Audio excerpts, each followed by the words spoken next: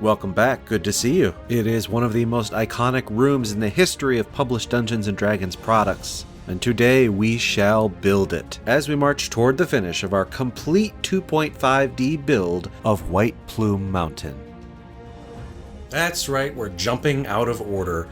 I know this is what you all came here for anyway, so we're going to go ahead and do the inverted ziggurat room. In this way, the few rooms we're skipping, which really don't have much to speak to anyway, I'll bundle those in with the final episode that accompanies the grand setup and walkthrough. Or to put that in other words, I've been away for several months and I want to get a video out, and this is all I have built. Yeah, so here it is, room 26, the Terraced Aquarium. You are looking out and down into an enormous chamber defined by terraced steps that ring the entire area and descend toward a central enclosure.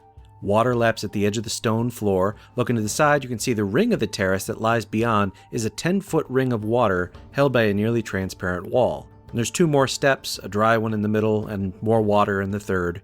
And it gives a bunch of dimensions and some stats about the glass itself. The only exit from the room is the door that leads south out of the very bottom tier. And it talks about breaking the glass and what happens if you do, etc., etc., etc. Creatures. The occupants of each level will be randomly distributed. There are none on the top tier of the terrace. The aquarium inside that area has 6 giant crayfish.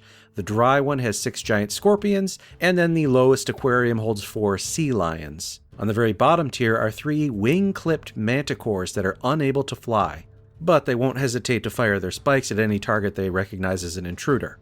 Also on the very bottom tier, set into the north wall, there's a safe. It's trapped, it's got a lot of treasure in it. Now, historically and traditionally, I have always been a cardboard man. Live and die by the fibers. But for the bulk of this project and the sheer amount of structure I need to fill in, and also for rigidity, I decided to use foam. Down comes the Proxen hot wire table, and I cut a bunch of blocks. Started with the 2-inch thick stuff and worked down from there. Good wholesome opportunity to teach the kids how to use some tools as well. It was a nice little Saturday. They cut up about 8,000 random little bits and then asked me to hot glue all of it to a broken down cardboard box to make like a Mario level. Here it is.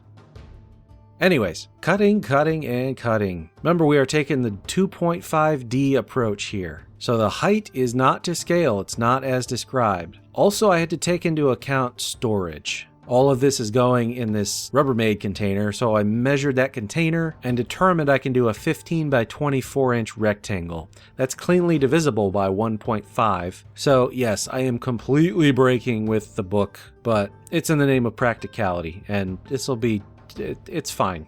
It's just fine. I know I built a YouTube channel and a reputation on saying it's not fine, but it really is fine. First, I thought to use toothpicks to help with strength, but don't do this. You can't align them correctly. I mean, I need these to line up exactly, so I just glue them together. And hot glue is fine. Anyone who says that hot glue melts foam, just like squeeze a bunch of excess out of your glue onto some paper so that it cools down a bit, and then use it right away. But even so, even on the hot setting, I've never had an issue with hot glue melting my foam. Yeah, building the terraces here, and I did mill down some 1/2-inch thick strips out of my thicker stock to get the 4 terraced levels, 1/2-inch intervals. Need something on the bottom for strength, and I'd been holding on to these back panels of some cheap furniture that we bought I don't know how long ago. It's not MDF, it's not hardboard, but it's not cardboard either. It's pretty sturdy, and it's just about the perfect size. So I tossed it down in front of my overexposed camera because I'm still figuring out the intensity of this halo light I built, and scored and cut it to the size I wanted. Hot glued it to the bottom of the terraced assembly, with the intent being rigidity and durability. As I said before, I'm going to do 1.5-inch squares purely for aesthetics. It's really not for measuring anything. And yes, these large creatures technically can't fit because they're supposed to be on 2-inch bases, but I have recently taken to mounting my large creatures on 40mm bases anyway. I know, there's 2% of you out there that aren't going to be able to sleep tonight. Just know that as you're tossing and turning, I empathize, and I know that I've betrayed you. Going around the perimeter and laying down a thin bead of hot glue to sort of serve as a caulking. There's going to be a resin pour later on, and this is just preparing for that. For texturing the bottommost layer, I went to the cereal box block trick. I first tried this out in the Mind Flayer layer last year, and I really love the technique. It's pretty easy, it's very gratifying. It's a zen thing as you glue on the bricks. And to quickly recap, you freehand cut some few millimeter wide strips of cereal box, and then chop them into blocks of varying size.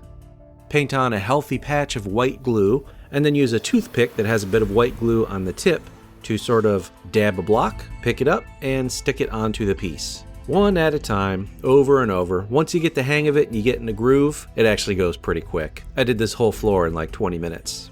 And you need to revisit some white glue for the tip of the toothpick every, 6 or 7 bricks. Be sure to place the paper side up, shiny product side down. Very important for painting later on. Then I decided I really was not crazy about having the lines demarcated in the aquarium levels, so I re-smoothed those by covering them with cereal box. Now, I'm going to flock with sand, and I need an undercolor because for the aquariums, I actually want to leave it as natural colored sand. I'm not going to paint it. For the middle layer, I'm looking at the artwork in the Tales from the Yawning Portal 5th edition version, and I kind of like that reddish desert hue that's going on, so I'm going to try and replicate that. So base coating the aquariums with a khaki, and base coating the desert middle tier with a terracotta. Now to flock the 2 aquariums, I got a bunch of stuff down off the shelf that might fit. I've got these green things. These are extremely fragile. They crumble upon touch. I'm not going to use those. But these aquamarine translucent pebbles, these are pretty cool. So I'll start with those and then sand after that. Nice. And now it's time to burn down some of this old product that I've never used before. I've got some GW Martian Iron Earth, some Vallejo Effects Paint Thick Mud. I'm just going to mix those 2 together, throw in a little bit of yellow, boost the saturation, and just make the most random texture paste from hell. I laid that down pretty thickly, gave it overnight to dry, and came back to dry brush with a vibrant orange, Riza Rust, whatever. This should do the trick. And it kind of did. I was sort of happy with it. But decided to make some bulk progress elsewhere and fuddle with this later on. Graphics Arts Craft Plastic. Graphics Arts is a friend of the channel, and this is a great durable clear plastic for wherever you might need durable clear plastic. For the long sides, I just connected 2 pieces together with some clear packing tape. And then these are attached to create the aquarium walls with hot glue. I strived to ensure a continuous bead of hot glue on the inside so that I'd have a good seal for the upcoming resin pour. Keyword, tried.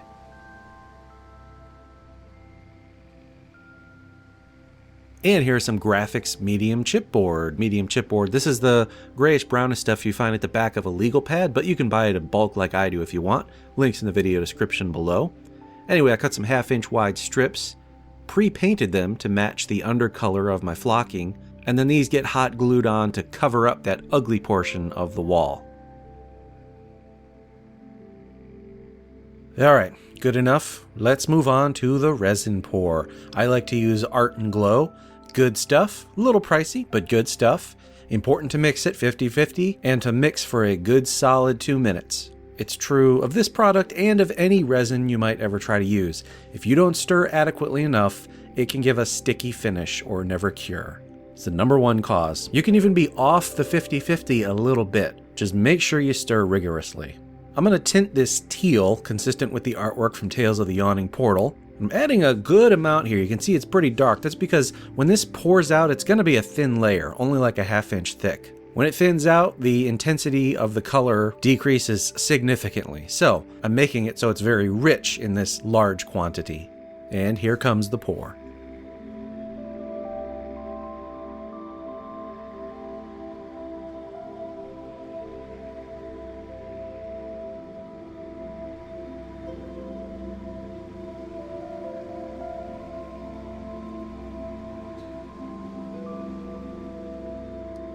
And remember that our sponsor is Heroes Horde for you 3D printers out there. Excellent selection, including all True Tiles lines. Now right after the pour, I took some blue ink, put a drop every few inches, and then used a toothpick to sort of tease it around and put some swirls into the, texture of the water. Color variation, just something a little different. And now let me provide you a visual essay on the process of recognizing and then gracefully accepting failure. We come back to the project for the first time in 24 hours since walking away to let it cure.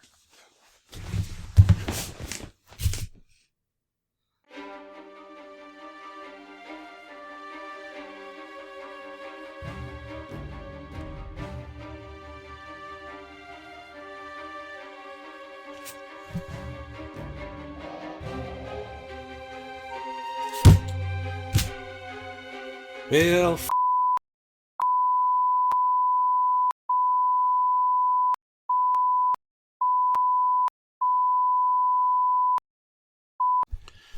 okay, really though, this happens from time to time. It's part and parcel with crafting, especially if you're going to run a YouTube channel. Rework sometimes happens, even if it means starting all over. And don't fall victim to the sunk cost fallacy. There's like $15 of resin in that thing and, 5 or 6 hours of work. But if you're not going to be happy with the end result and you know it, you got to cut your losses. And so let's try again. Once more with feeling. Here's the other panel from that furniture backing. This time I'm going to build directly on it. I don't know why I didn't do that the first time. Careful measuring and some ledger lines and hot glue everything on there. And I can get 2 axes of control for everything. Within about a half hour I had the terrace rebuilt. Much better. Then, different order this time, the very next thing I did was attach all of the clear plastic. And right after that, I went ahead and attached the wall coverings. And instead of graphics medium chipboard, I used a much thinner cereal box. From there, same as before, get the base colors down, flock with sand, pour the resin, and so on. Now it did spring a small leak in this corner here, but it's not too bad and I think I can paint over it. That red is still not quite working for me, so I'm going to move on and make progress elsewhere. Tinfoil ball, rolled up, texturized the foam to look like stone. Then we get on our protective initial base coat, black paint with white PVA glue or Mod Podge or something like that, followed by simple dry brushing. Nice healthy overbrush with a dark gray, and then a lighter dry brush with a light gray. Simple. And I'm just going to call it on this red desert. I'm sitting here editing the video, and actually this in the picture, this looks really good. In real life, it just didn't look right. It had a pink to it. I don't know. So let's go to a traditional goldenrod and then let that dry and dry brush with a khaki. Followed by a nice brown wash to tie it together. And with that done, we'll just touch it up one more time with a light dry brush over the tops of that sand. And let's not forget the happy little shrubs from the inspirational artwork. And a little bit of very light gray edge highlighting on the stone, just to pop a little bit. Piece is kind of flat right now, it's kind of dark. With that done, let's turn our attention toward the creatures. I 3D printed all of these using my Elegoo Mars 3 and my Anycubic Photon Mono. With both of them running, I had all of these printed in 4 hours. Supports pop right off and then we prime them with the best damn primer on the planet, Rust-Oleum 2X Flat Gray. Now I'm taking my usual shortcut with these. Gradients with an airbrush can make a miniature look perfectly passable. Base coats went down first. The scorpions and manticores both have stingers, so I did those up with a chaotic red, transitioning into a sharp orange. And then those same 2 colors for the crayfish appendages. The manticores had sort of a goldenrod base coat, and by doing a top-down only light spray of a very light beige, you catch all that fur and pop out instant detail. Scorpions are usually shiny, so I hit them with gloss varnish. To enrich the saturation and get more definition on the manticores, I gave them a complete wash with this Army Painter Flesh Wash color. While that was drying, the crayfish shells get some grayish slate blue type color, and that finishes them off. The sea lions are simply 2 shades of green, a jade base coat and a goblin green top down.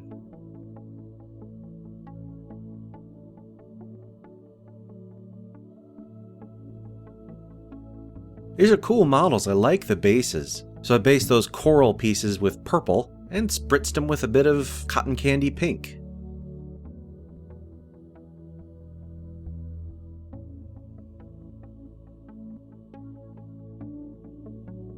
And then the rest of the rock of the base is traditional brush, getting some gray on there, and washing it down with this Army Painter Purple.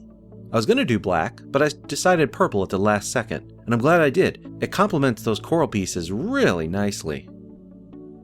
Here's some close-ups of all 4 of them. So for 30 minutes of painting, not bad, right? You can cheat, you can do a lot with an airbrush. I started with a cheap Master brand, which despite the name is not for experts. It's a very cheap entry-level one. And my current one is an Iwata HPCS. But there's links in the video description below with all my recommended tools and materials. For versatility and ensuring that they'll fit in their tier of the aquariums, I'm not putting them on bases. And here we go, the whole thing's set up, everyone in place, and our intrepid party has just entered the room. Let's get some glamour shots. Well, there still was a little bit of shifting of resin. Maybe the table I had it on was inherently not level. I did not check that, but it's not too bad. Really, when you're at the table, your eye is not really drawn to it. There's so much going on here, so many shapes and so many colors that you don't notice the many mistakes that are there. Making miniature terrain is kind of forgiving in that regard. The more micro detail that you add, the more it obfuscates any errors you might have made. By far though, biggest win from this whole project is those sea lions. I love the way that those came out, and there's not a single bit of layering or edge highlighting or glazing involved. Probably could have done some recess shading on the crayfish to give them a little more definition, but this video is late enough already. We gotta get it out the door.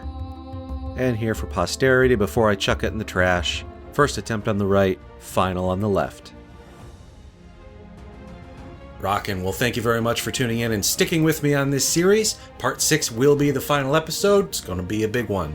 Like and subscribe if you want to. Till next time, I'm Wylock. Make things and play games.